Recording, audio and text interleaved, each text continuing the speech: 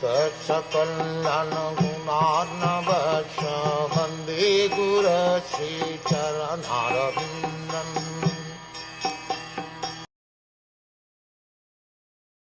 Yet, despite his being equally kind to everyone, he has graciously come before me while I am ending my life, for I am his unflinching servitor. The Supreme Lord, the absolute personality of Godhead, Sri Krishna, although equal to everyone, is still more inclined to his unflinching devotee, who is completely surrendered and knows no one else as his protector and master. Having unflinching faith in the Supreme Lord as one's protector, friend and master is the natural condition of eternal life. A living entity is so made by the will of the Almighty that he is most happy when placing himself in a condition of absolute dependence. The opposite tendency is the cause of fall down. The living entity has this tendency of falling down by dint of misidentifying himself as fully independent to lord it over the material world. The root cause of all troubles is there in false egotism.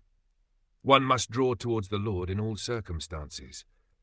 The appearance of Lord Krishna at the deathbed of Bhishmaji is due to his being an unflinching devotee of the Lord.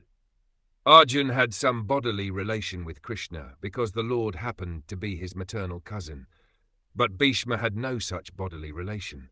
Therefore the cause of attraction was due to the intimate relation of the soul. Yet because the relation of the body is very pleasing and natural, the Lord is more pleased when he is addressed as the son of Maharaj Nand, the son of Yashoda, the lover of Radharani. This affinity by bodily relation with the Lord is another feature of reciprocating loving service with the Lord. Bhishmadev is conscious of this sweetness of transcendental humour, and therefore he likes to address the Lord as Vijay Saki, Parth Saki, etc., exactly like Nandanandan or Yashoda Nandan.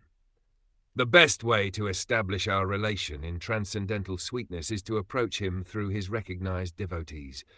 One should not try to establish the relation directly. There must be a via medium which is transparent and competent to lead us to the right path.